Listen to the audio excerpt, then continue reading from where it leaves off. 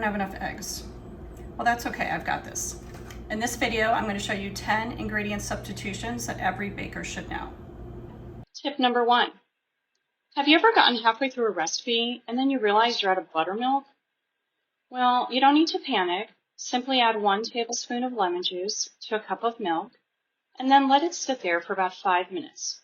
The acid actually mimics buttermilk and it helps create cakes that are softer, they're more tender, and really beautifully moist.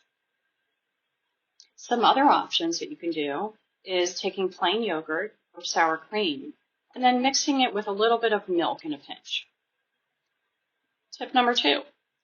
If you've run out of brown sugar, simply mix white sugar with a little bit of molasses. The molasses gives your baked goods that soft texture and rich caramel flavor that we all love. It's really an easy substitute that works well in most cookie, cake, and even some quick bread recipes. Tip number 3. If you're out of sour cream, you can actually use full-fat plain yogurt as an excellent substitute. It adds moisture, richness, and just the right amount of acidity to your recipe. Most people won't even notice the difference in your baked good. Tip number 4. Out of cake flour? Well, you really can do a substitute. Remove 2 tablespoons of all-purpose flour from each cup and then replace it with 2 tablespoons of cornstarch. This lowers the protein content and it actually helps create a softer, lighter crumb that's really perfect for cakes and cupcakes. This has saved me many times. Tip number 5. Eggs help hold ingredients together, but applesauce, a little mashed banana, and plain yogurt can often do the job beautifully as well. Just remember that each substitute will slightly change the flavor and the texture of your baked good. So choose the one that best complements your recipe. Also keep in mind, these substitutions are very different from eggs.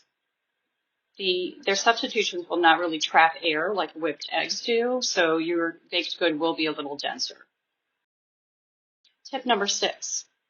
Baking powder is responsible for helping your baked goods rise. If you're out, a combination of cream of tartar and baking soda can actually save the day. Tip number 7.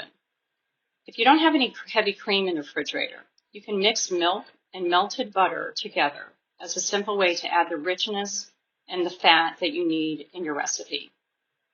It won't whip like heavy cream, but it does work wonderfully in many baked recipes and many sauces.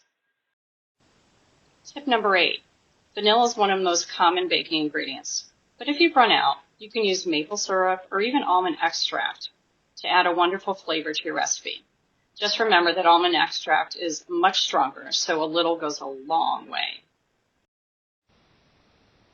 Tip number 9. If you've run out of butter, don't give up on your dessert just yet. Depending on the recipe, you can sometimes use vegetable oil, coconut oil, or even applesauce can work beautifully.